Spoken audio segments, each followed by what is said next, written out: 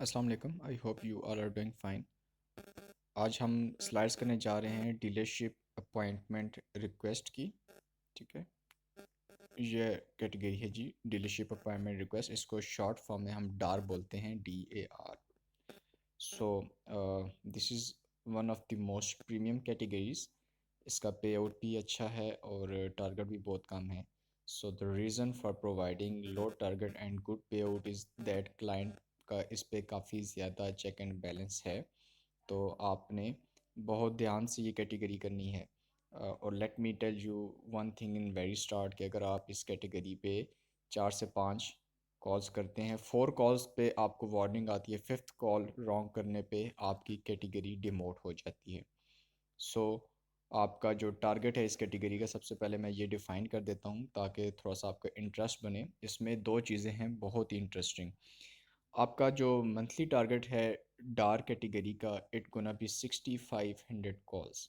ठीक है जी, 6500 कॉल्स को अगर आप डिवाइड करते हैं 26 डेज़ पे, यूजुअली हमारा मंथ 26 डेज़ का ही होता है संडे निकाल के। ठीक है, तो अगर आप इस टारगेट को डिवाइड करें, पर डे 250 कॉल्स बनती हैं, जो कि बहुत ही जस्टिफाइबल टारगेट है, very much easy to achieve.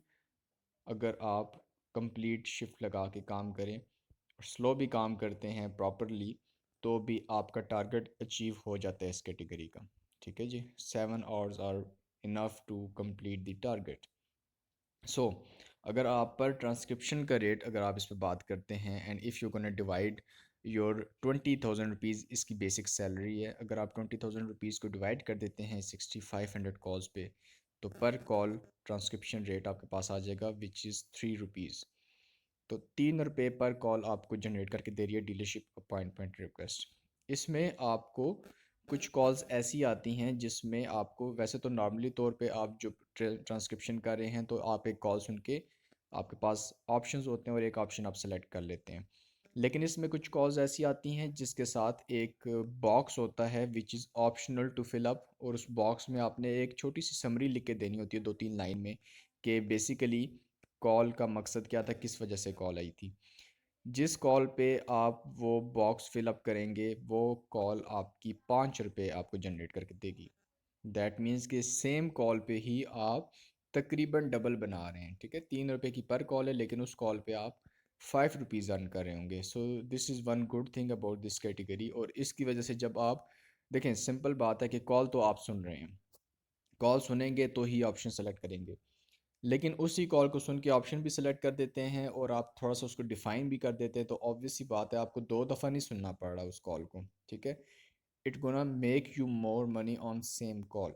तो this is one good thing about this category, dealership appointment request.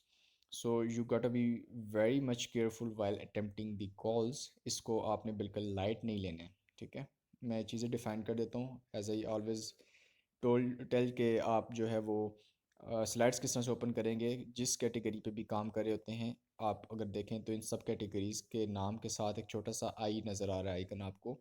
इस पे जब आप क्लिक करते हैं तो आपके पास हेल्पिंग मटेरियल यानी कि स्लाइड्स ओपन हो जाती है। तो मैं डीलरशिप अपॉइंटमेंट रिक्वेस्ट के आई पे क्लिक कर रहा हूँ, ये मेरे पास इसकी स्लाइड्स आ गई हैं।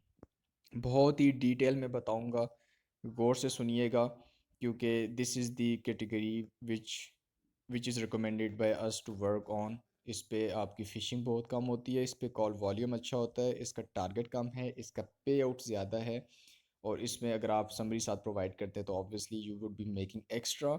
और इसी कैटेगरी पे काम करते हुए फिर जो हमारी सबसे प्रीमियम कैटेगरी होती है कॉल रिकैप शॉट, उस पे भी आप फिर इजीली काम कर सकेंगे। ओके, सो सबसे पहली चीज़ है क्या, ये पर्पस क्या है इस कैटेगरी का, और इसमें कॉल्स किस तरह की होती हैं। So usually dealership appointment request यानी कि डार में इन बाउंड कॉल्स होती हैं, यानी कि वो कॉल्स जो कि कस्टमर की तरफ से एजेंट को इनिशिएट की जाएंगी। पर्पस इस कैटेगरी का सेम रहेगा, चाहे आप जितनी भी कॉल्स ट्रांसक्राइब कर रहे हैं, चाहे 500 कॉल की है, 1000 कॉल की है, 10,000 कॉल की है, पर्पस सेम रहेगा कैटेगरी का। कैटेगरी का क्वेश्चन और उसके जो ऑप्शंस होते हैं सिलेक्शन के, वो सेम रहेंगे। सिर्फ क्या चीज़ चेंज होगी, वो है सिर्फ कॉल का सिनेरियो, यानी कि कॉल का जो ऑडियो वॉइस होगी वो चेंज होगी हर कॉल पे, लेकिन उसका पर्पस, उसके ऑप्शंस और उसका question, it's always gonna be remain the same. सबसे पहले पर्पस देख लेते हैं। The purpose of category dealership appointment request is to determine if the agent और caller attempted to set an appointment. Simple चीज़ है कि आपने सिर्फ इस कॉल पे ये देखना है कि क्या अपॉइंटमेंट सेट हुई है या नहीं हुई। Secondly, you may also include an optional recap for inventory discussion calls if when you are prompt. Doing so will result in a higher payout for the call you are reviewing. आपने जो summary provide करनी है, recap जो provide करनी है, वो सिर्फ inventory discussion calls की देनी है। इन्वेंट्री डिस्कशन क्या कॉल्स हैं? जिसमें सेल्स की डिस्कशन हुई है, ठीक है।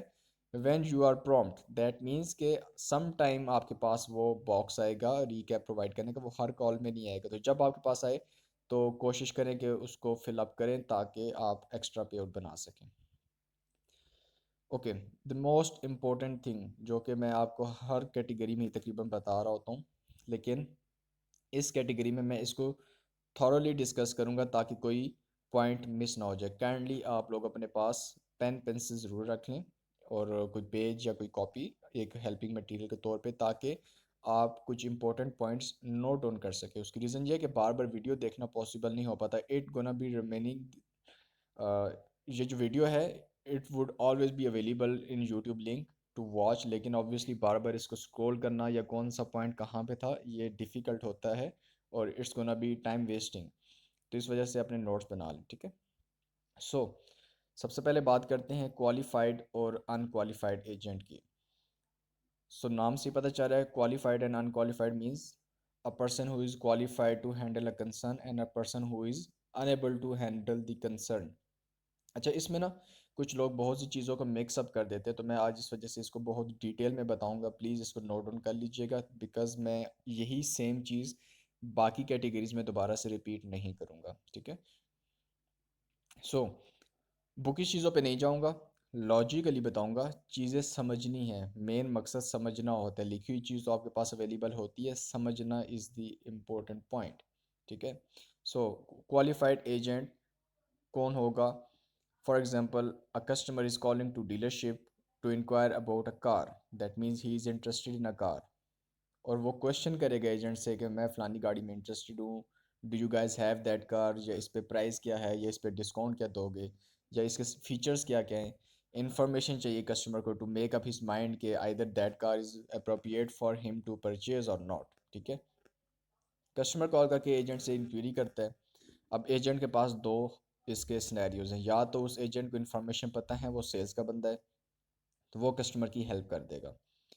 या फिर वो कहेगा कि सर मेरे पास इन्फॉर्मेशन नहीं है, मैं किसी से आपको कॉल बैक करवा देता हूँ या किसी और की तरफ आपकी कॉल ट्रांसफ़र कर देता हूँ, ठीक है। अगर एक agent over the call customer का इशू सॉल्व कर देता है, कस्टमर जिस मकसद के लिए आया था वो मकसद कस्टमर का हल कर देता है, तो ऐसा एजेंट क्वालिफाइड एजेंट कहलाएगा, ठीक है।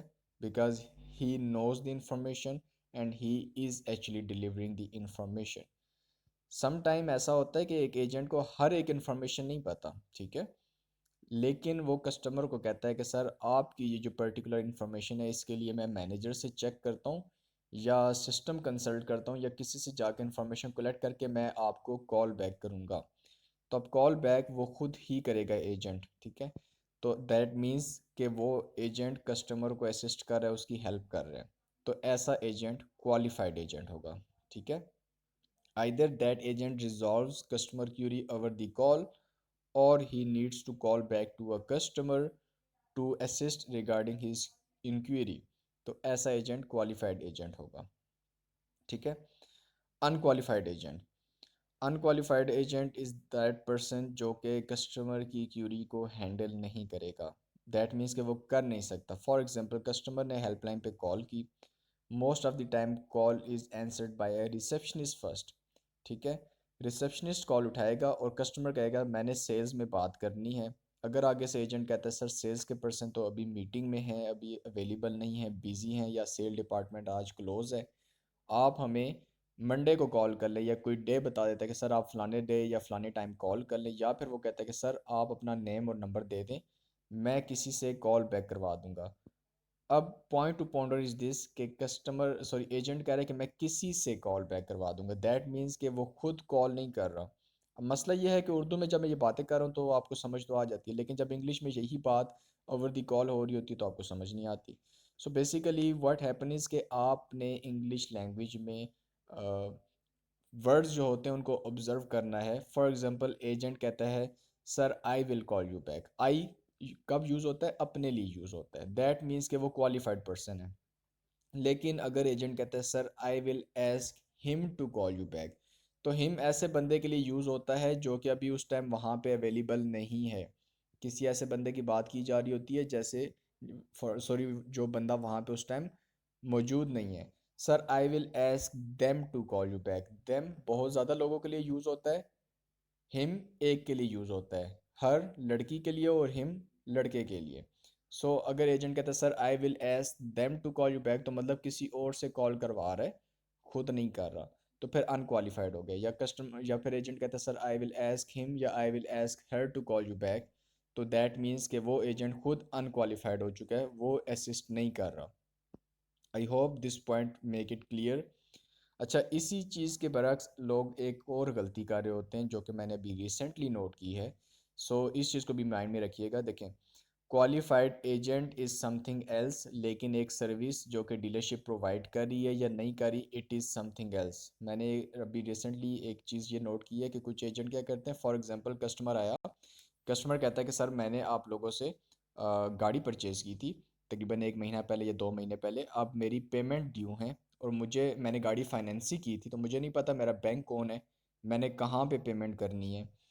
एजेंट आगे से कस्टमर की डिटेल्स कलेक्ट करता है और उसको चेक करके बताता है सर फलाना आपका बैंक है, ये उसका कॉन्टैक्ट नंबर है, काइंडली उनको कॉल कर ले, वो आपको असिस्ट करेंगे। अब ऐसी कॉल को कुछ एजेंट्स अनक्वालिफाइड एजेंट कंसीडर करके वो कॉल उसके अकॉर्डिंगली डील कर लेते हैं। तो प्लीज़ ऐसा नहीं करना है। अनक्वालिफाइड एजेंट वो नहीं है कि जो डीलरशिप के अंदर की कोई इन्फॉर्मेशन के अलावा कस्टमर को पूछ रहा है तो उसको नहीं बता रहा। फॉर एग्जांपल, इसकी मैं बहुत ही आसान सी मिसाल देता हूँ। मैं आपको ये लॉजिकली चीज़ें इस वजह से समझा रहा हूँ ताकि ये माइंड में आपके रहें। आप जाते हैं एक शॉपकीपर के पास, एक करियाना स्टोर पे जाते हैं, एक रिटेल स्टोर पे जाते हैं, ठीक है, एक ग्रॉसरी स्टोर पे बेसिकली। वहाँ पे जाके आप उसको कहते हैं, जो दुकानदार है शॉपकीपर, आप उसको बोलते हैं भाईजान मुझे इंजेक्शन लगा दे। तो वो आपको आगे से इंजेक्शन नहीं लगाएगा, बल्कि क्या करेगा, वो कहेगा कि भाई अगर आपने इंजेक्शन लगवाना है तो किसी हॉस्पिटल, क्लिनिक या किसी फार्मेसी में चले जाएं, यहाँ पे इंजेक्शन ही लगाए जाते हैं। अब दैट डजेंट मीन आप ये नहीं कहेंगे कि यार इस बंदे को तो दुकानदारी नहीं आती है, इसको तो पता ही नहीं, ये तो क्वालिफाइड पर्सन ही नहीं है, क्योंकि मैंने तो इसको बहुत इंजेक्शन लगा दिया, उसने मुझे इंजेक्शन नहीं लगाया।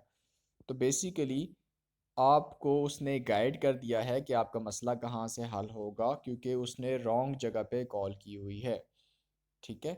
तो आपने क्या करना है कि आपने ये चीज़ ऑब्ज़र्व करनी है कि जिस मसले के लिए कस्टमर हेल्पलाइन पे कॉल कर रहा है, क्या वो मसला डीलरशिप के अंदर ही रिज़ॉल्व होगा या कोई और ऑर्गेनाइजेशन उस मसले को हल करेगी। अगर कोई और ऑर्गेनाइजेशन हल करेगी और एजेंट ने करेक्ट राउट कर दिया कस्टमर को कि सर आपने फ़लानी जगह पे कॉल करनी है, ये उनका कॉन्टैक्ट नंबर है, तो एजेंट क्वालिफाइड है। It is not agents fault कि कस्टमर ने दूसरी जगह पे कॉल की हुई है, ठीक है। आपने इस चीज़ को माइंड में रखना है कि उस डीलरशिप का अगर मसला है, फॉर एग्जांपल कस्टमर ने कॉल की ना डीलरशिप पे एक गाड़ी लेने के लिए, तो दैट मीन्स कि वो मसला हल तो डीलरशिप नहीं करना है ना, लेकिन उस एजेंट के पास इंफॉर्मेशन नहीं है, किसी और एजेंट ने मसला हल करना है। तो फिर ऐसे सिनेरियो में क्वालिफाइड और अनक्वालिफाइड एजेंट का कंसेप्ट है कि डीलरशिप के अंदर का ही कोई कंसर्न है और एजेंट ने हल कर दिया तो क्वालिफाइड है, और अगर एजेंट हल नहीं कर सकता तो फिर अनक्वालिफाइड है। लेकिन हल करने के लिए अगर एजेंट कॉल बैक करेगा खुद, तो भी एजेंट क्वालिफाइड है। अब ये इतनी डिटेल में चीज़ें इस वजह से बताई हैं ताकि नेक्स्ट टाइम मुझे यही चीज़ें किसी और कैटेगरी में रिपीट ना करनी पड़े, क्योंकि क्वालिफाइड और अनक्वालिफाइड एजेंट का कंसेप्ट हर कैटेगरी में अवेलेबल है और हर कैटेगरी में सेम है। तो प्लीज़ इसको माइंड में रखिएगा। उसके बाद आते हैं इन्वेंट्री डिस्कशन। इन्वेंट्री डिस्कशन क्या होती है? डीलरशिप के प्रोस्पेक्ट से हम बात करें, डीलरशिप को पाकिस्तान में शोरूम बोला जाता है, मैं रिपीट कर देता हूँ इस चीज़ को। तो डीलरशिप की इन्वेंट्री डिस्कशन क्या होगी कि गाड़ियों की सेल परचेज़। तो आपने इस कॉल पे बेसिकली जो डार्क कैटेगरी है ये मेनली सेल कॉल्स फ़िल्टर होके आती हैं, लेकिन फ़िल्टर होते दौरान जब हम डाटा प्रोवाइड करते हैं, हम लोग ये फ़िल्ट्रेशन का काम कर रहे होते हैं कैटेगरीज़ का। तो जब हम डाटा प्रोवाइड करते हैं तो सम टाइम आप ऐसी कॉल भी सेल में डाल देते हैं जो कि सेल की नहीं होती, तो उसकी वजह से डाटा कभी भी 100% एक्यूरेट नहीं होता। तो इस डार्क कैटेगरी में भी कुछ कॉल ऐसी आती हैं जो सेल के अलावा होती है, ठीक है। तो आपने इसमें मेन जो फोकस करना है वो सेल्स की कॉल पे करना है, ठीक है। इन्वेंट्री डिस्कशन में लिखा हुआ है the caller should be seeking to purchase lease और trade in a vehicle to be considered an inventory conversation. If it is not a conversation about inventory, the correction option should be chosen and recap box should be left untouched. अच्छा, एक चीज़ mind में रखिएगा कि ये जो recap box आएगा आपके पास summary provide करने के लिए, इसमें आपने सिर्फ उन्हीं कॉल्स की इन्फॉर्मेशन लिखनी है जो सेल्स के रिलेटेड है। अगर सेल के अलावा कुछ और डिस्कशन हो रही थी कॉल में तो सिंपली इन्होंने ये बोला हुआ कि करेक्शन का ऑप्शन होगा, उसको सेलेक्ट कर देना है, उसमें आपने कोई और इन्फॉर्मेशन नहीं प्रोवाइड करनी, ठीक है। उसके बाद रीकैप बेसिकली इन्होंने डिफाइन किया कि एक आपके पास एक टेक्स्ट बॉक्स आएगा जिसमें आपने समरी प्रोवाइड करनी है और उसका नाम रीकैप है, उस बॉक्स को हम रीकैप बोलते हैं, ठीक है। Okay, instruction select an option that answers the question did the salesman attempt to set an appointment. So basically आपकी डार की कॉज में जो कैटेगरी का पर्पस या कैटेगरी का क्वेश्चन है वो ये होगा जी कि क्या सेलमैन ने कोई अपॉइंटमेंट सेट की है या अटेम्प्ट की है सेट करने की, ठीक है। इसको हम ये यहाँ पे जो स्लाइड्स हैं ऑप्शंस ये मैं आपको प्रॉपरली एक कॉल ओपन करके दिखा देता हूँ, just give me a second. Okay, this is the call, ठीक है। ये क्वेश्चन है और इसके साथ ऑप्शंस बहुत ही सिंपल से हैं, टोटली 5 ऑप्शंस हैं। अब इन ऑप्शंस को हम डिटेल में डिस्कस करेंगे। क्वेश्चन देख लेते हैं, did the salesman attempt to set an appointment. क्या सेलमैन ने अपॉइंटमेंट सेट करने की अटेम्प्ट की है, कोशिश की है। सो अच्छा, इसमें एक और चीज़ भी नोट कीजिएगा कि अगर कस्टमर भी खुद बोल देता है कि मैंने अपॉइंटमेंट सेट करनी है तो वो भी इसी क्वेश्चन का आंसर सर्व कर रहा है। तो आपका मेन मकसद सिर्फ ये देखना है कॉल पे। अच्छा, 2 चीज़ें आपने कॉल पे नोट करनी है। एक तो आपने ये नोट करना है कि क्या अपॉइंटमेंट का अपॉइंटमेंट की रिक्वेस्ट हुई है, चाहे कस्टमर ने की है या एजेंट ने। और दूसरी चीज़ ये नोट करनी है कि क्या अपॉइंटमेंट सेट हुई है या नहीं हुई। तो पहला ऑप्शन क्या है जी, appointment for a firm date slash time. तो ये पहला ऑप्शन कब सेलेक्ट होगा, जब कस्टमर आता है हेल्पलाइन पे कॉल करता है, एजेंट कॉल आंसर करेगा, कस्टमर कहता है hey man I am interested in a car, I just want get the price information, या कुछ भी जो उसकी इन्फॉर्मेशन रिक्वायर्ड है कस्टमर की कॉल करने का जो मकसद है वो हम ऑब्जर्व कर रहे हैं, ठीक है। डिस्कशन में कहीं पे जाके अपॉइंटमेंट का जिक्र हो जाता है और उसके बाद कॉल आप सुनते हैं। कॉल के एंडिंग में जाके सारी डिटेल्स कलेक्ट करने के बाद कस्टमर के साथ एजेंट की एक अपॉइंटमेंट सेट होती है जो कि फॉर एग्जांपल फ्राइडे को 3 बजे की अपॉइंटमेंट है। तो Friday 3 o'clock appointment is an exact date जिसको हम फर्म डेट बोलते हैं, ठीक है। तो एग्जैक्ट डेट और टाइम की अपॉइंटमेंट जब डिस्कस होगी और सेट हो जाएगी, कॉल के एंडिंग में अपॉइंटमेंट सेट होना इज़ द मेन पर्पस। तो अगर कॉल पे डिस्कशन के बाद अपॉइंटमेंट सेट होगी और उस अपॉइंटमेंट के लिए fix date and time select हुआ है तो तब आप ऐसी कॉल फर्स्ट ऑप्शन में डालेंगे।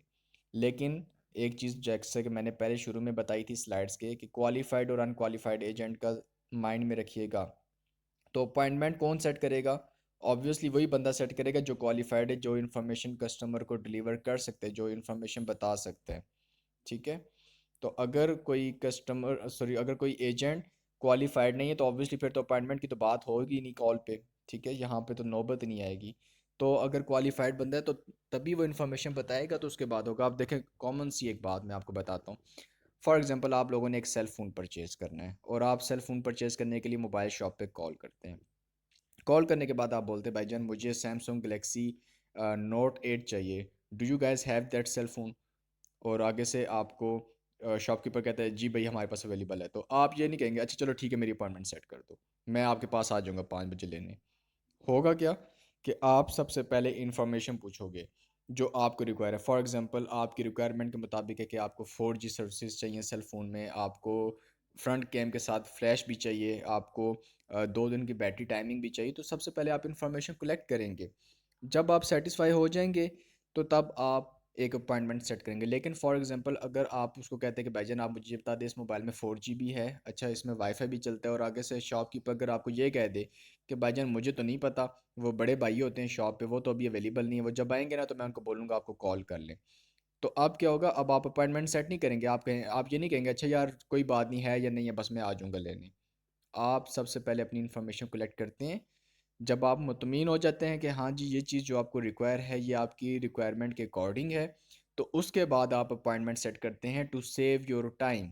ऐसा नहीं है कि आपने फ़ोन किया और आपको इन्फॉर्मेशन भी नहीं मिली और उसके बावजूद आप कहेंगे चलो ठीक है मैं लेने आ जाऊँगा चीज़, और जाके आप वहाँ पे अपना टाइम वेस्ट करें। सो इन्फॉर्मेशन मिलने के बाद ही अपॉइंटमेंट सेट होती है। सो ये सारी स्टोरी सुनाने का मकसद ये था कि अगर किसी कॉल पे अपॉइंटमेंट सेट हो रही है तो दैट मीन्स कि एजेंट क्वालिफाइड है तभी अपॉइंटमेंट सेट हुई है। ठीक है। सेकंड चीज़ आपने ये माइंड में रखनी है, इसमें एक और चीज़ भी है कि अगर किसी डे कोई अपॉइंटमेंट सेट हो रही है लेकिन उसका एग्जैक्ट टाइम कस्टमर ने कंफर्म नहीं किया कि मैं फ़लाने दिन फ़लाने टाइम पे आऊँगा, लेकिन वो जो भी टाइम फ्रेम प्रोवाइड करता है वो time frame overall 45 minute time window या 45 मिनट से कम है, तो ऐसी अपॉइंटमेंट भी फर्म डेट में डालेंगे according to the slides according to the client. अब ये 45 मिनट ये क्या चीज़ है, ये क्या बला है। फॉर एग्जांपल कस्टमर कहता है सर मैं गाड़ी देखने आऊँगा जुम्मे को 1 से लेकर 1:30 बजे के दौरान, I will be there on Friday from 1 to 1:30 PM। तो 1 से लेकर 1:30 बजे तक का जो टाइम फ्रेम है वो कितना बनता है जी, 30 मिनट। तो अगर 30 मिनट का टाइम फ्रेम है तो फिर आप इस कॉल को भी फर्म डेट अपॉइंटमेंट में यानी कि फर्स्ट ऑप्शन में कंसीडर करेंगे। फॉर एग्जांपल कस्टमर कहता है sir I will be there from 2 to 2:45 PM। तो 2 से लेकर 2:45 के दौरान में अगर कस्टमर कह रहा है कि मैं आऊँगा, तो इसका टाइम फ्रेम टोटल 45 मिनट बन रहा है, तो ये भी आप फर्म डेट में डालेंगे। लेकिन अगर कस्टमर कहता है सर मैं 1 से लेकर 2 बजे के दौरान आऊँगा या 1 से 3 बजे के दौरान, I will be there from 2 to 4 PM, या फिर कहता है 1 to 2 PM, तो अब 1 से लेकर 2 या 2 से लेकर 4 बजे के दौरान टाइम फ्रेम 1 घंटा या 2 घंटे बन रहे हैं। तो कोई भी टाइम फ्रेम जो कि 45 मिनट से एक्सीड हो जाएगा, वो टाइम फ्रेम आप ऐसी अपॉइंटमेंट फर्स्ट ऑप्शन में नहीं डालेंगे। ठीक है। सेकंड ऑप्शन में ये आपने ऑप्शन इंसर्ट करनी है कॉल जिसमें टाइम फ्रेम 45 मिनट से एक्सीड हो जाएगा। ऐसी call soft day time consider होती हैं जो कि सेकंड ऑप्शन में जाती हैं। आई होप फर्स्ट ऑप्शन में कोई क्वेश्चन नहीं होगा आपका। सेकंड ऑप्शन में आ जाते हैं, appointment for a soft date slash time. अब नाम से पता चल रहा है सॉफ्ट डेट क्या होती है, जो कि एग्जैक्ट डेट टाइम नहीं होती। कस्टमर कहता है कि sir I will be there on Friday from 1 to 2 PM। ठीक है। तो अब ये टोटल 1 घंटे का टाइम फ्रेम बन चुका है। अब 45 मिनट से ओके सॉरी 45 मिनट से एक्सीड हो चुका है, सो हम इसको सॉफ्ट डेट में कंसीडर कर रहे हैं। ठीक है। इसके अलावा कस्टमर अगर वॉक इन कस्टमर की तरह आना चाह रहा है, वॉक इन क्या होता है, बगैर किसी अपॉइंटमेंट के। जैसे आपने एक टर्म सुनी होगी कि we are conducting walk in interviews, you can just show up for your interview. तो उसका मतलब क्या होता है कि आपको अपॉइंटमेंट सेट करने की ज़रूरत नहीं है, आप बगैर अपॉइंटमेंट के ही आ सकते हैं इंटरव्यू देने। तो just like that some time customer helpline पे कॉल करके किसी गाड़ी की इन्फॉर्मेशन लेता है, और गाड़ी की इन्फॉर्मेशन लेने के बाद कहता है कि do you guys need an appointment for us to come in, और we can come in as a walk in customer. तो एजेंट कहता है sir you can also come in as a walk in customer, और उसके बाद वो dealership का time बता देता है कि सर हम लोग जो है वो सुबह 8 से लेकर शाम 6 बजे तक ओपन होते हैं, या वट्स एवर उनके जो भी सेल के आवर्स होते हैं जिस भी डीलरशिप के, वो कस्टमर को बता देता है। अब वॉक इन कस्टमर जो आ रहा है डीलरशिप पे, तो अब हमें नहीं पता कि वो कस्टमर कितनी देर में पहुंचेगा डीलरशिप पे। फॉर एग्जांपल कस्टमर कहता है okay okay I will be there soon, I will be there today, I will be there tomorrow. अब हमें नहीं पता कि अगर वो कस्टमर कह रहा है कि टुमारो आएगा, तो अब हमें ये तो पता चल गया कि कल आएगा, लेकिन कल किस टाइम आएगा ये हमें श्योरिटी नहीं है।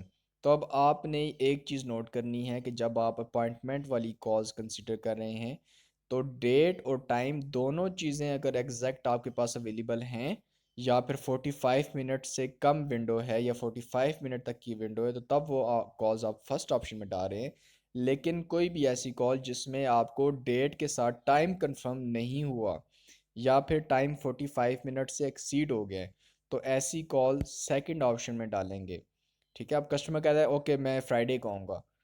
अब फ्राइडे को आप इसको फर्स्ट ऑप्शन में नहीं डाल देंगे कि यार हमें तो पता चल गया कि जुम्मे को ही आना है उसने। जुम्मे को किस टाइम आएगा ये हमें पता नहीं है। अगर ये हमें पता होता तो फिर हम फर्स्ट ऑप्शन में डालते, लेकिन हमें टाइम अगर श्योरिटी नहीं है तो फिर हम उस कॉल को सेकंड ऑप्शन में डालेंगे।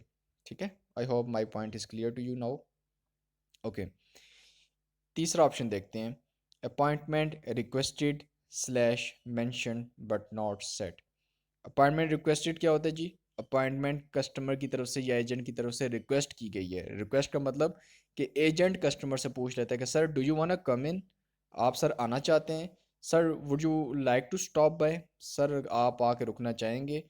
अब इंग्लिश में बहुत से डिफरेंट वर्ड्स के सेम मीनिंग होते हैं, तो आपने किसी एक ही वर्ड की तलाश में नहीं बैठ जाना है कि कस्टमर या एजेंट कहीं पे अपॉइंटमेंट ही बोलेगा तो इसका मतलब है कि अपॉइंटमेंट डिस्कस हुई है। Please pay attention to the words. अपनी वोकेबलरी को आपने यूज़ करना है। ये तमाम तर वर्ड्स हम बचपन से सुनते आ रहे हैं, कम इन, स्टॉप बाय। ठीक है, ये सारे वर्ड्स जो है वो एक ही चीज़ के लिए यूज़ होते हैं। तो आपने अपनी वोकेबलरी को यूज़ करना है और एक्टिव लिसनिंग रिक्वायर्ड है। कॉल पे 1 सेकंड अगर मिस कर देते हैं तो हो सकता है उस 1 सेकंड की वैल्यू आपकी पूरी कॉल से ज़्यादा होती। तो आपने एक्टिव लिसनिंग के साथ काम करना है। ऐसे नहीं करना कि आपके हाथ में सेल फोन आप यूज़ कर रहे हैं और साथ आपकी कॉल्स चले जा रही हैं और कॉल ख़त्म हुई तो बस ऑप्शन सेलेक्ट किया और नेक्स्ट कॉल पे। I am repeating once again, 4 call 4th call wrong करने पे क्लाइंट की वार्निंग होती है। 5th कॉल रॉन्ग अटेम्प्ट करते ही कैटेगरी डिमोट हो जाएगी। And it is very clear from start कि अगर आपकी कैटेगरी डिमोट होगी तो you will not get paid, no matter चाहे आपने 20 दिन काम किया हुआ था उस कैटेगरी पे या आपने 25 दिन काम किया हुआ था। अगर कैटेगरी डिमोट हो गई तो there will not be any पे आउट। तो कोई कॉल जिसमें आपको मसला आता है, इशू आता है, you have to ask, you have to confirm. ठीक है, आइदर आप स्क्रीन रिकॉर्ड करके, जैसे मैं अभी स्क्रीन रिकॉर्डिंग लगा के आपको ये शेयर कर रहा हूँ, आप स्क्रीन रिकॉर्ड कर सकते हैं। लैपटॉप यूज़ करें तो IDM यानी कि इंटरनेट डाउनलोड मैनेजर इंस्टॉल कर लें, उससे आप कॉल डाउनलोड करके मुझे सेंड कर सकते हैं। बाय एनी मीन आपने कॉल मुझसे कंफर्म करनी है if you face any issue, because of the simple fact that you are getting paid for each and every single call, then you are supposed to attempt it right. Wrong call attempt करने के दो नुकसान हैं। एक तो वो call आपकी वैसे ही माइनस हो जाती है, उसका आपको पे आउट नहीं किया जाता।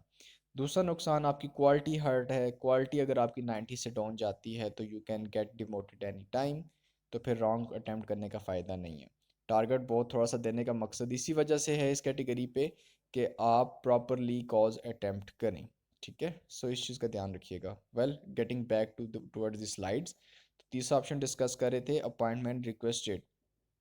तो कहीं पे भी कॉल पे कस्टमर कहता है sir I want to come in to take a look at that car, sir I want to stop by, या फिर एजेंट कहता है sir would you like to come in for a test drive, sir do you want to schedule an appointment, या फिर customer कह देता है sir I want to schedule an appointment.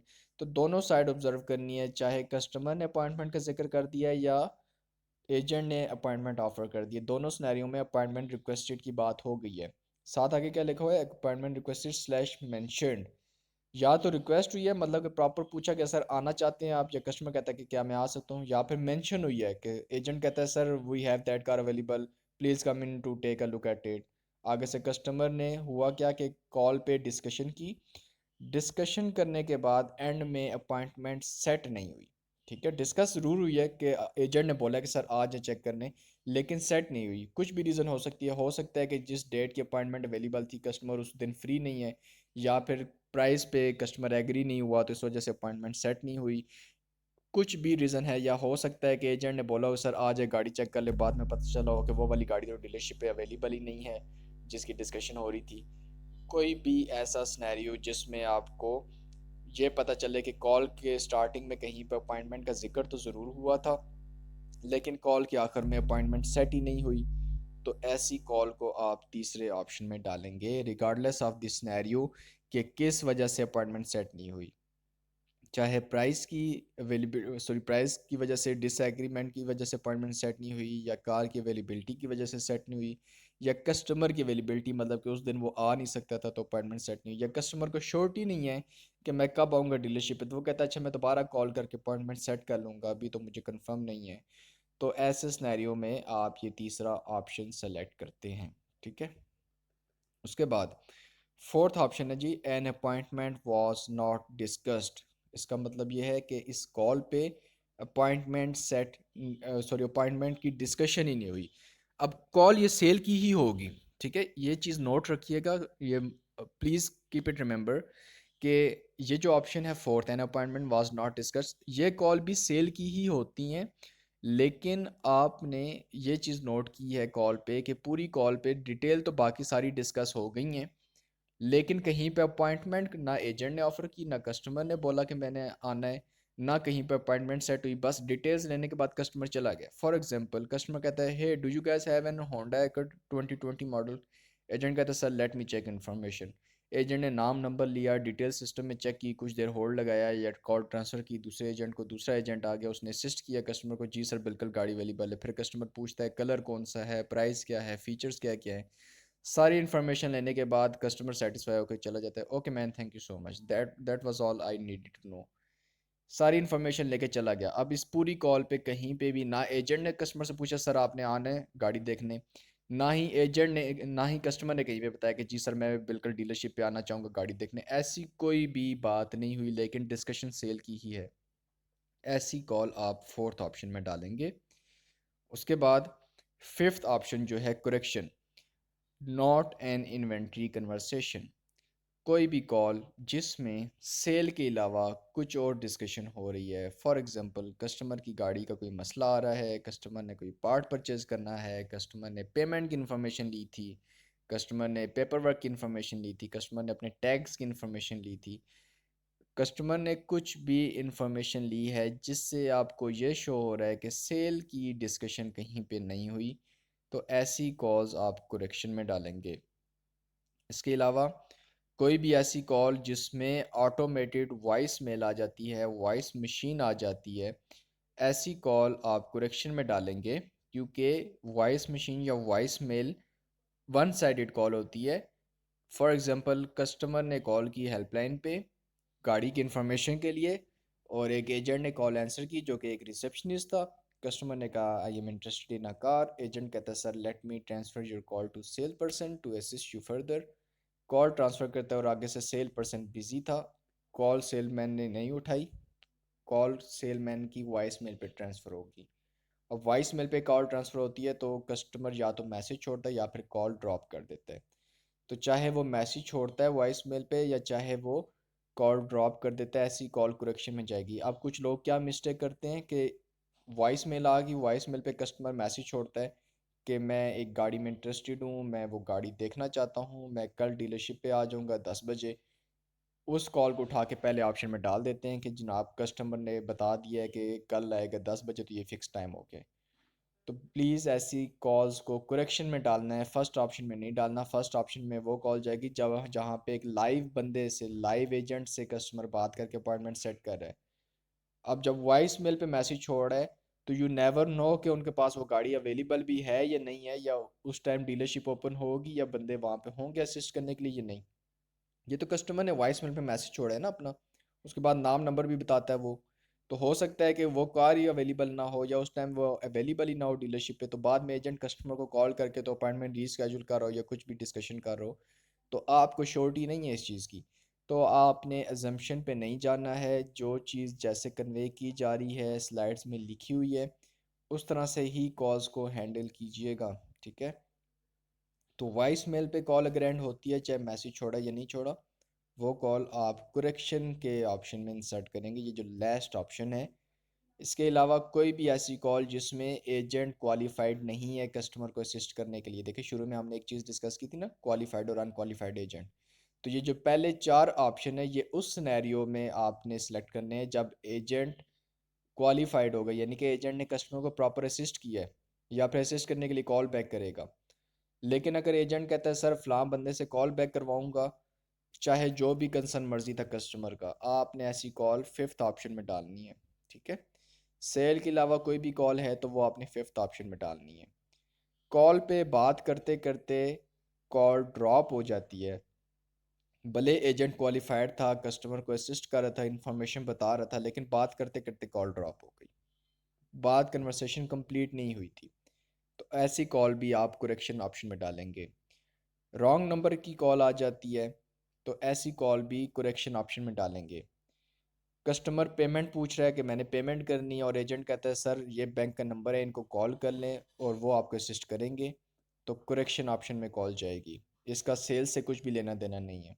ये जो पहले चार ऑप्शन हैं ये सिर्फ और सिर्फ सेल्स की कॉल के रिलेटेड हैं। सेल्स की कॉल ऐसी कॉल जिस पे कस्टमर ने गाड़ी लेनी है, ऐसी कॉल नहीं जिसमें गाड़ी ले लिया। बहुत से लोग ये मिस्टेक कर रहे होते हैं। देखें, आपने इंग्लिश कन्वर्सेशन के वर्ड्स को पिक करना है। जहाँ पे बात होती है bought, sir I already bought a vehicle, that means कि गाड़ी पहले से ले चुका है, लेनी नहीं है। या कस्टमर कहता है sir I have already purchased a car from you guys, तो दैट मीन्स कि वो पहले से ही ले चुका है चीज़।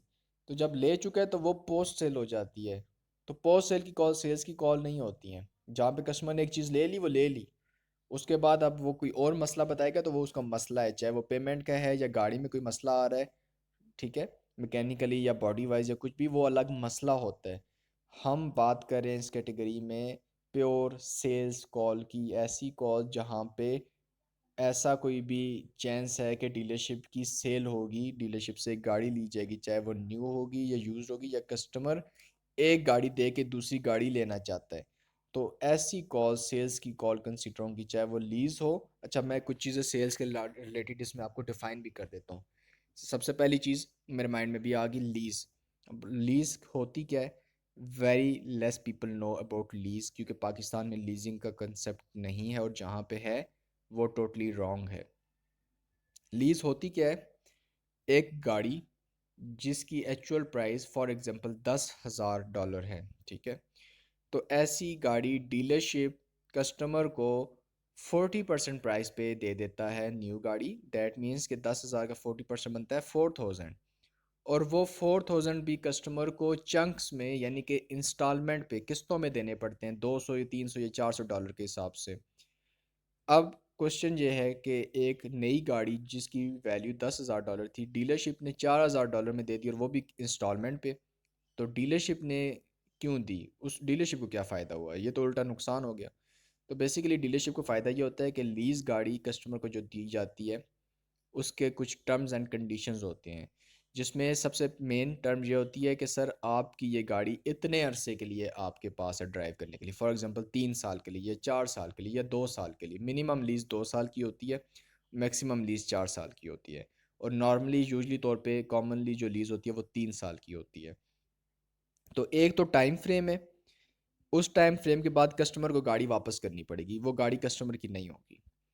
दूसरी बात ये कि टाइम फ्रेम के साथ कस्टमर को एक माइलेज की भी लिमिट दी जाएगी कि सर आप ये जो लीज़ है ये इतने माइलेज, मील जिसको उर्दू में बोला जाता है, पाकिस्तान में किलोमीटर में डिस्टेंस कैलकुलेट होता है, अब्रॉड में माइलेज में कैलकुलेट होता है।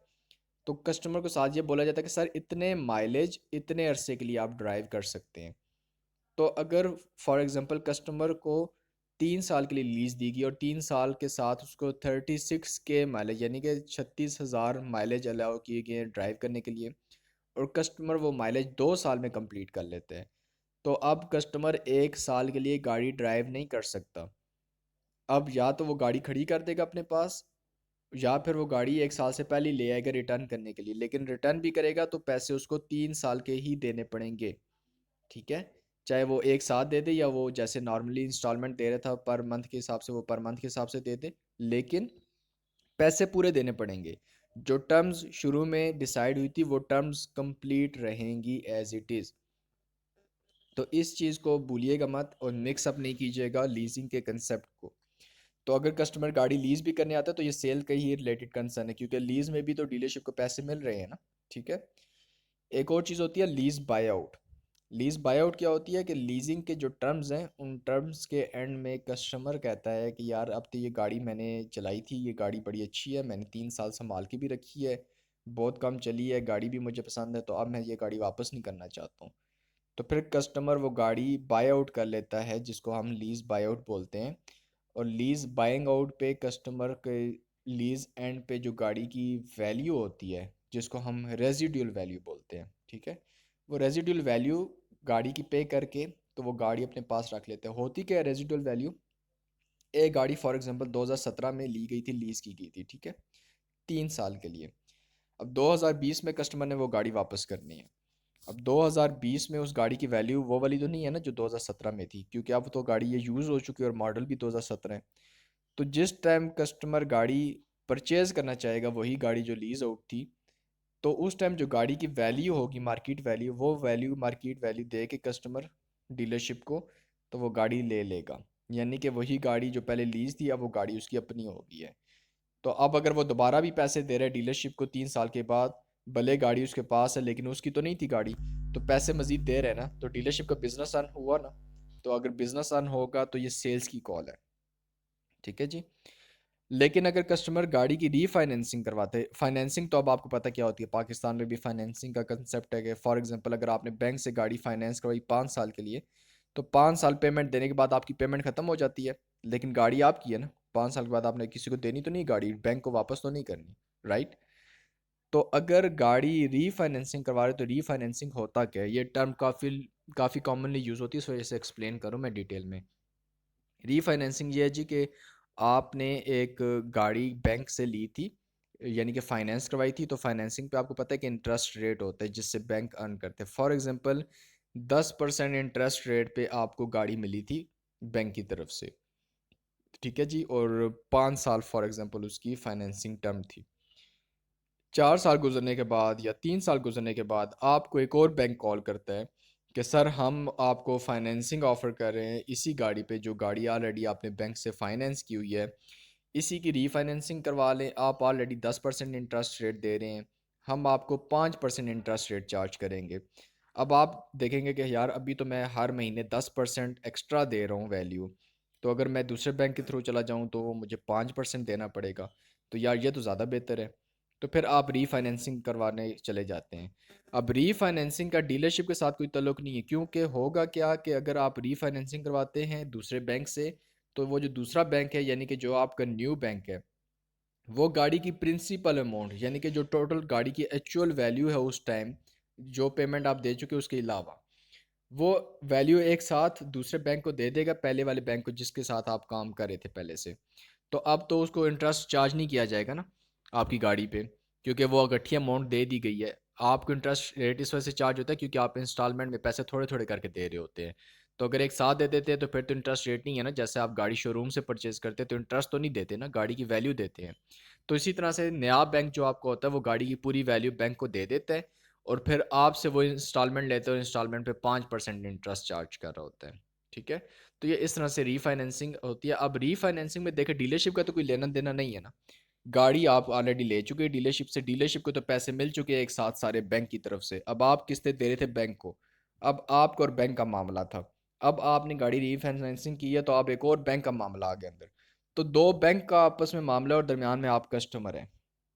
इस मामले के साथ डीलरशिप का कुछ भी लेना देना नहीं है, इसको रीफाइनेंसिंग बोला जाता है, और रीफाइनेंसिंग करेक्शन में जाएगी क्योंकि बैंक का इसके साथ कुछ लेना देना नहीं है, ठीक है। अब लोग एक चीज़ को मिक्स कर रहे होते हैं कि N appointment was not discussed और करेक्शन को, कि कोई भी कॉल जिसमें अपॉइंटमेंट की डिस्कशन नहीं और वो सेल की कॉल नहीं थी उसको भी उठा के वो फोर्थ ऑप्शन में डाल देते हैं। अब आई डोंट नो वाई, क्योंकि मैंने सिंपल एक चीज़ बोली हुई है कि पहला दूसरा तीसरा और जो चौथा ऑप्शन है ये सिर्फ और सिर्फ उस टाइम यूज़ करने हैं जब कन्वर्सेशन सेल्स के रिलेटेड हो रही है। अगर सेल के अलावा कुछ भी डिस्कशन हुई है तो वो कॉल जाएगी करेक्शन में। अच्छा, इसके अलावा डिस्टॉर्टेड आवाज़ है कॉल पे, या गैल्बर्ड वॉइस है, आवाज़ कट रही थी, आवाज़ ठीक नहीं आ रही थी, तो ऐसी कॉल भी आप फिफ्थ ऑप्शन में डालेंगे, ठीक है, जिसमें एजेंट कहता है सर मैं आपको कॉल बैक कर दूंगा। अब यहाँ पे देखिए एजेंट खुद ही कॉल बैक कर रहा है लेकिन आपको मकसद ही नहीं पता कि कॉल का मकसद क्या था, क्योंकि आवाज़ ही ठीक नहीं आ रही थी। तो इस वजह से ऐसी कॉल हम फिफ्थ ऑप्शन में डाल रहे हैं। अब एज्यूम नहीं करना कि हो सकता है सेल के रिलेटेड भी बात हो। अब देखिए जहाँ पे हो सकता है सेल के रिलेटेड बात हो वहाँ पे ये भी हो सकता है कि सेल के रिलेटेड बात ना हो। तो एज्यूम नहीं करना है, जिस तरह से स्लाइड्स बताई गई हैं, जिस तरह से ट्रेनिंग प्रोवाइड की जा रही है, ये तमाम तरह इन्फॉर्मेशन उसी तरह से ही ड्रैग करनी है आपने। तो प्लीज़ करेक्शन में डालिएगा ऐसी कॉल्स जिसमें आपको कुछ श्योरिटी नहीं होगी because of distortion of voice और सिग्नल्स इशू या व्हाट्सएवर जो भी मसला होगा जिसकी वजह से उस कॉल की प्रॉपर रिकॉर्डिंग नहीं है। ठीक है, आई होप ये सारी डिटेल्स आपको समझ आ गई होंगी। एक दफ़ा से हम इसकी स्लाइड्स भी देख लेते हैं ताकि अगर कोई चीज़ रह गई है तो वो हम कवर कर लें।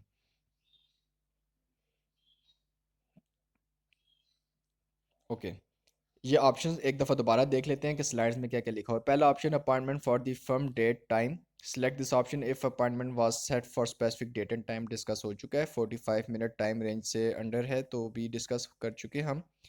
इसके अलावा कोई भी ऐसी कॉल जिसमें सेल्स की इम्पैक्ट मिल रहा है तो ऑब्वियसली वो कॉल आप डील कर रहे होते हैं सेल के अकॉर्डिंग, और फिर आप उसमें देखते हैं कि अपॉइंटमेंट की डिस्कशन अगर हुई है तो कब की अपॉइंटमेंट सेट हुई है। ठीक है, स्लाइड्स प्रॉपरली एक दफ़ा पढ़िएगा ज़रूर। ठीक है, और अपने कोशिश किया करें कि नोट्स बनाया करें जिससे आपको फ़ौरन एक्सेस मिले चेक करने की चीज़ें कि आपकी कौन सी कॉल कहाँ पे जा रही है। अब ऑब्वियसली आप बार बार इन स्लाइड्स को तो ओपन करके नहीं देखेंगे ना, आपके पास इतनी फुर्सत होती है और ना ही आपको देखनी चाहिए ये। तो आप इनको समझ लें एक दफ़ा, अच्छी तरह पढ़ लें सारी एग्जांपल्स लिखी हुई क्या हैं। ठीक है, और ऑप्शंस देख लें ताकि आपको बार बार स्लाइड्स ओपन करने की ज़रूरत ना पड़े, लेकिन अपने पास रखनी ज़रूर है आपने ये, क्योंकि यही आपको बार बार हेल्प कर रही होती है। मैं हर टाइम अवेलेबल नहीं होता हूँ आपको डिटेल्स बताने के लिए। Most of the time I am available but some time I need to take care of other task as well. मेरा अपना भी काम होता है, मुझे वो भी देखना पड़ता है। ठीक है, like client meetings, client reporting, your audits, ये सारी चीज़ें भी मुझे चेक करनी पड़ती हैं। So all the time I am not available to answer your queries. ठीक है जी। Second, appointment for the soft date. Select this option if appointment was set for a soft date and time. Select this option if caller agrees to visit the dealership but the customer approximates a time frame that is longer than 45 minute time range. Discuss हो चुका है। और उसके बाद customer कहता है मैं dealership आऊँगा लेकिन कोई भी टाइम स्पेसिफाई नहीं कर रहा। ओके, इसके अलावा ये एक ऑप्शन नोट कीजिएगा, ये एक रह चुका है। Select this option if caller says I am on my way, ये जो मैंने सेलेक्ट किया है। अक्सर लोग इस कॉल को फर्म डेट में यानी कि फर्स्ट ऑप्शन में डालते हैं, जबकि ये एक सेकंड ऑप्शन की कॉल है। देखिए, कस्टमर कह रहा है आई एम ऑन माई वे, मैं रास्ते में मैं आ रहा हूँ डीलरशिप पे। क्या आपको पता है कि वो डीलरशिप पे कितनी देर में पहुंचेगा? 5 मिनट लगेंगे, आधा घंटा लगेगा, रास्ते में एक्सीडेंट हो जाएगा, कुछ भी सिनेरियो बन जाएगा, घंटा लग जाएगा, 2 घंटे लग जाएंगे, यू नेवर नो। कस्टमर ने बता दिया मैं आ रहा हूँ, आई एम ऑन माई वे, लेकिन कंफर्म नहीं किया। या तो ये कहता है ना कि I am on my way, I will be there in 20 minutes, तो 20 मिनट बता दिए, फिर तो आपने फर्स्ट ऑप्शन में डालनी है कॉल, क्योंकि पता चल गया कि जी 20 मिनट में आएगा, 20 मिनट 45 मिनट से कम होते हैं। इसी तरह से कस्टमर कहता है I will be there in an hour, 1 घंटे में पहुंचूंगा, तो सेकंड ऑप्शन में कॉल जाएगी, क्योंकि 1 घंटे का जो टाइम फ्रेम है वो 45 मिनट से ज़्यादा है। तो आपने वर्ड्स पे फोकस करना है। ठीक है, अच्छा एक और चीज़ ये नोट कीजिएगा। सम टाइम क्या होता है, अभी जैसे आजकल ये सिनेरियो काफ़ी कॉमन है, कोविड सिचुएशन की वजह से, कोरोना वायरस की वजह से डीलरशिप्स जो है वो मोस्टली कस्टमर को ये फैसिलिटी देती हैं कि सर हम गाड़ी ले आते हैं आपके पास चेक करने के लिए, टेस्ट ड्राइव के लिए। आप चूँकि हमारे करीब रहते हैं तो आप गाड़ी चला के चेक कर लीजिएगा, अगर पसंद आती है तो फिर हम आपको डीलरशिप पे बुला लेंगे पेपर वर्क के लिए। तो ये क्या होता है जी, select this option if the agent offers to bring the vehicle to caller for a test drive and appointment was set for a soft date and time. तो ऐसी कॉल भी अपॉइंटमेंट ही कंसिडर होती है, और यहाँ पे भी आपने ये चीज़ नोट करनी है कि या तो एजेंट कहता है कस्टमर को कि सर मैं गाड़ी ले आऊँगा आपके पास टेस्ट ड्राइव के लिए, मैं फ्राइडे को 3 बजे आपके पास लेके आऊँगा गाड़ी, फिर तो आपने ये फर्स्ट ऑप्शन में कॉल डालनी है। लेकिन अगर एजेंट कहता है सर मैं आज आपके पास गाड़ी ले आऊँगा टेस्ट ड्राइव के लिए, अब ये नहीं पता कि आज किस टाइम लेके आएगा, तो फिर आपने सॉफ्ट डेट की अपॉइंटमेंट ही कंसिडर करनी है। तो ये नहीं देखना कि कस्टमर डीलरशिप पे आएगा तो तभी अपॉइंटमेंट है, अगर गाड़ी एजेंट लेके जा रहा है तो फिर अपॉइंटमेंट नहीं है। तो अपॉइंटमेंट दोनों सिनेरियो में है, क्योंकि सेल तो हो रही है ना। ठीक है, चाहे कस्टमर की गाड़ी लेके जा रहा है गाड़ी, या कस्टमर आ रहा है गाड़ी देखने। ओके, तीसरा option appointment request is mention but not set, देख लेते हैं जी। Select this option if the appointment is offered but caller never actually officially agrees to come out. ठीक है जी, कि एजेंट ने ऑफर तो की थी सर आके देख ले गाड़ी, लेकिन कस्टमर ने एग्री नहीं किया, मतलब कि अपॉइंटमेंट सेट नहीं हुई। Select this option if the caller turns down an appointment request. Okay, ये जो ऑप्शन है, फॉर एग्जांपल कस्टमर कॉल करता है और कहता है यार मेरी एक अपॉइंटमेंट थी और आज मेरा एक्सीडेंट हो गया या व्हाट्सएवर रीज़न, या मैं बीमार हूँ, तो वो कहता है मैं अपनी अपॉइंटमेंट कैंसिल करना चाहता हूँ। तो वो कॉल आप इस तीसरे ऑप्शन में डालते हैं, appointment requested mention but not set, कि इस कॉल पे अपॉइंटमेंट मेंशन तो ही है लेकिन सेट नहीं हुई। ठीक है, सम टाइम ऐसे भी होता है कि ये बात करने के बाद एजेंट मोस्टली कस्टमर को ये कहता है कि सर कैंसिल करने के बजाय रीस्केड्यूल कर लें किसी और दिन के लिए, तो कस्टमर मोस्टली एग्री कर जाता है। ठीक है।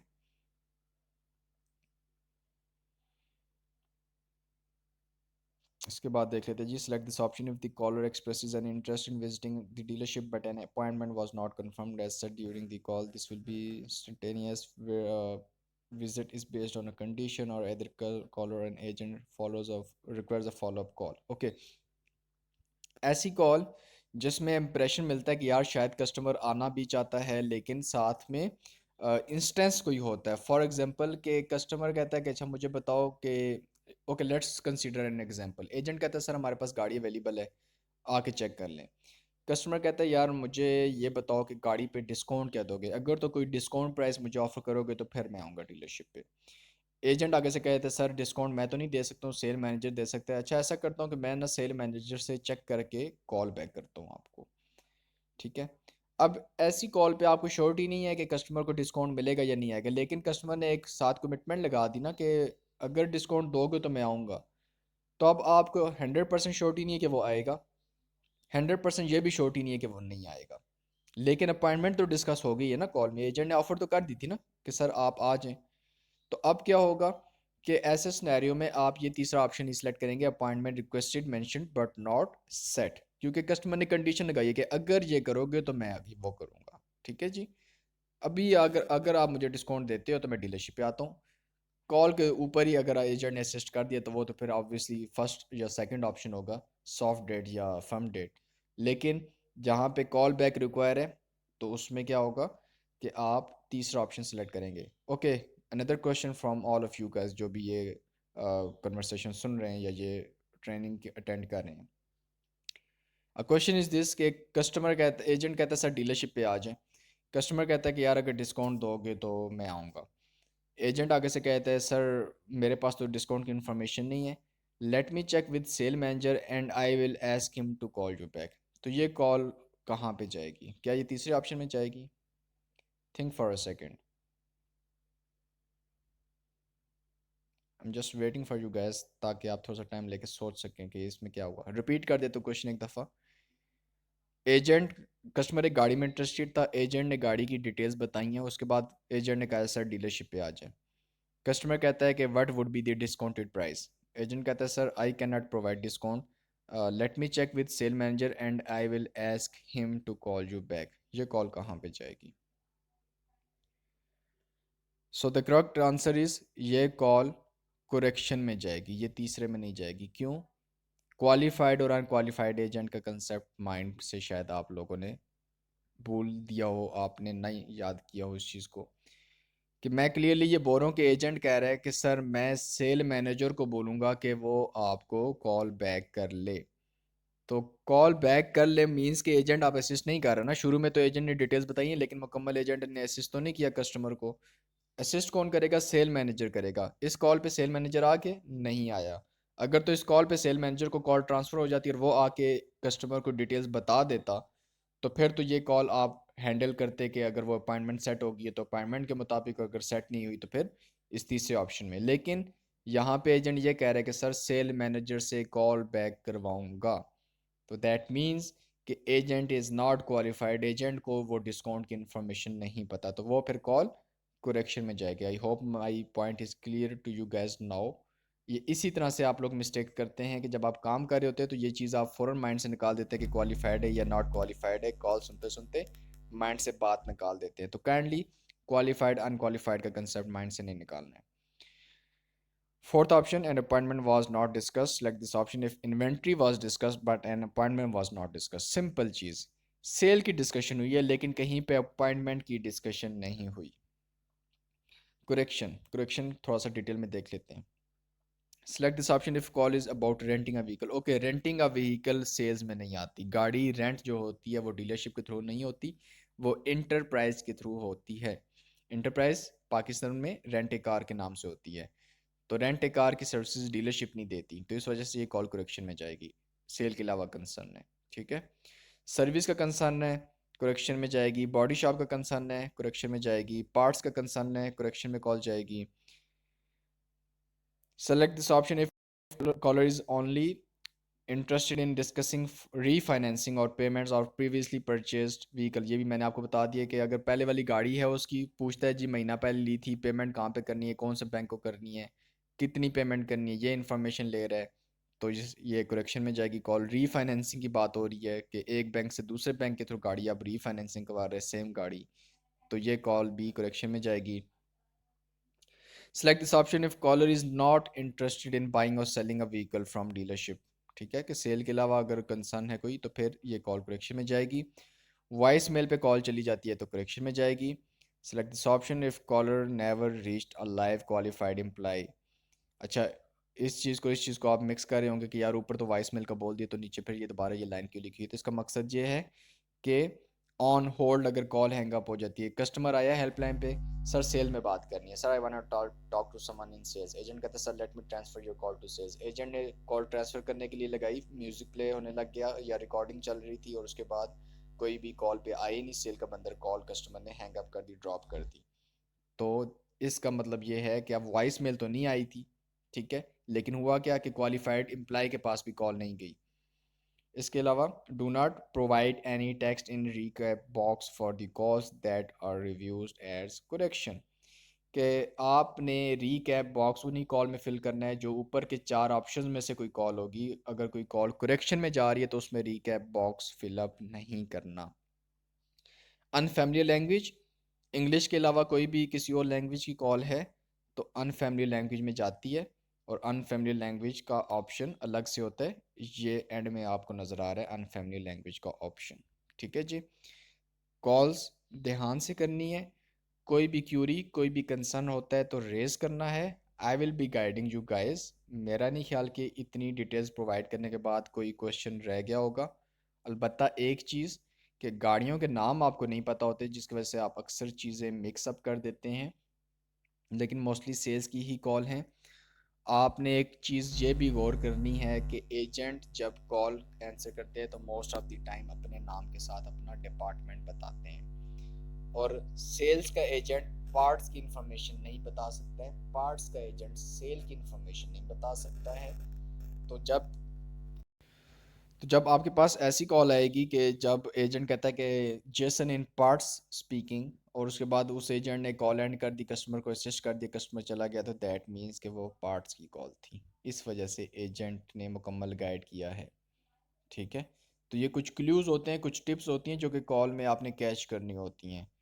कॉल ध्यान से सुनेंगे आप, प्रॉपरली सुनेंगे, रिपीटिंग वंस अगेन, अगर आईडी आपकी डिमोट हुई या कैटेगरी आपकी डिमोट हुई तो उस कैटेगरी पे जो भी काम किया हुआ है it will not be paid, so be careful.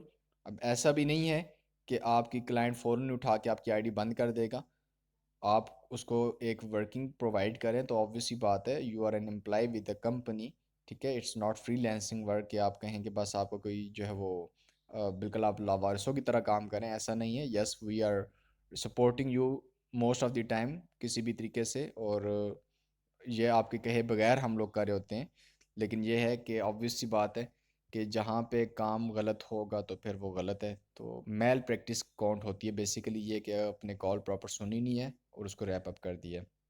देखिए दो चीज़ें हैं, एक चीज़ है लिसनिंग और एक चीज़ है आपकी स्नैरियो की अंडरस्टैंडिंग। अब स्नैरियो की जो अंडरस्टैंडिंग है वो तो मैं आपको बता सकता हूँ, लेकिन कॉल सुनना तो आपका काम है, इंग्लिश समझना तो आपका काम है। कॉल्स करते हुए आपके पास जो प्रॉपर पोर्टल होता है कॉल्स का, उसमें आपके पास कॉल की स्पीड स्लो करने का एक ऑप्शन है। उस ऑप्शन का मकसद ये है कि अगर आपको कॉल पे बात ठीक से समझ नहीं आ रही थी या कोई वर्ड्स आपके जो है वो खाए जा रहे थे आपके कानों की तरफ से क्योंकि आपकी इंग्लिश लिसनिंग इतनी अच्छी नहीं थी, तो कॉल की स्पीड थोड़ी सी स्लो करके बात सुन लें। हर वर्ड समझ आना ज़रूरी नहीं है, लेकिन कुछ चीज़ें मैंने आपको बताई हैं, जैसे कि अपॉइंटमेंट की बेसिकली मेन मकसद क्या है कि दो चीज़ें देखनी है, या तो सेल की डिस्कशन है, सबसे पहले तो ये आपने समझना है पूरी कॉल में कि सेल की डिस्कशन है। दूसरी चीज़ कि यार अपॉइंटमेंट डिस्कस हुई या नहीं हुई, और तीसरी चीज़ अगर डिस्कस हुई है तो किस टाइम की सेट हुई है, बस ये इतना सा काम है आपका, ठीक है। And every single call is generating you 3 rupees. अब अगर आपकी कॉल जहाँ पे कन्वर्सेशन स्टार्ट होगी है, फॉर एग्जांपल फीचर्स की बात हो रही है, तो थोड़ी थोड़ी कॉल स्किप कर सकते हैं आप, थोड़ी थोड़ी सी, ठीक है।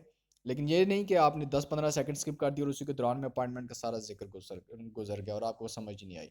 तो शुरू में स्किप नहीं करनी, शुरू में पूरी कॉल सुननी है, ताकि आपको ऐसा ऐसा यूज़ टू हो कि आपको पता तो चले कि कॉल कैसे स्किप करेंगे, कहाँ से स्किप करेंगे, ये आपको खुद ऑब्जर्व करना पड़ेगा। ये नहीं कि हर कॉल स्किप करना शुरू कर दिया तो इससे तो मेरे भाई सारी गलतियाँ ही होंगी फिर। तो ये चीज़ माइंड में रखनी है कि client is paying heavy amount for these calls. तो आपने काम प्रॉपर करना है। अब 250 कॉल का मकसद ये नहीं है कि आपने 2.5-3 घंटे काम करके और बस इसको ख़त्म कर देना है।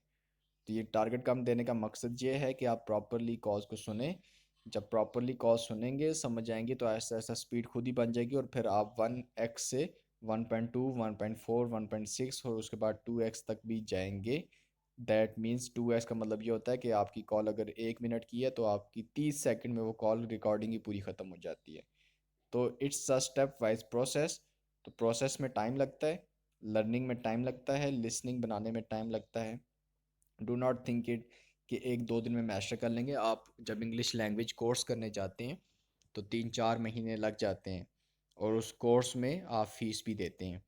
तो यहाँ पे आप फ़ीस नहीं दे रहे, आप अर्न कर रहे हैं, आप खुद ले रहे हैं पैसे और साथ सीख भी रहे हैं।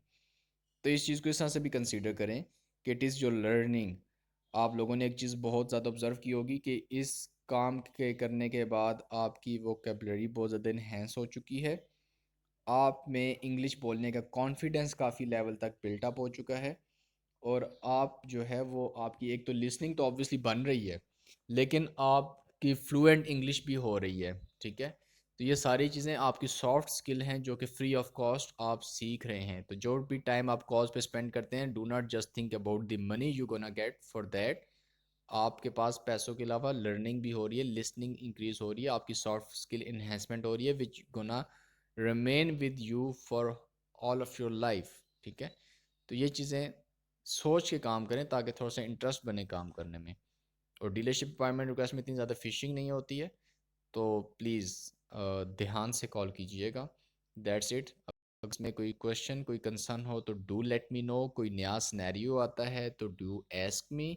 ग्रुप में पूछा करें ताकि बाकियों को भी पता चल जाया करे, ताकि कल को उनके पास वही सिनेरियो है तो वो गलत अटैम्प्ट ना करें या वो दोबारा रिपीट ना करें। कम से कम उनको पता हो कि यार ऐसा भी सिनेरियो आ जाता है, ताकि उसको वो क्लियर आउट कर लें। That's it for today's training and thank you so much for all of your time. Take care इन अल्लाह हाफिज़।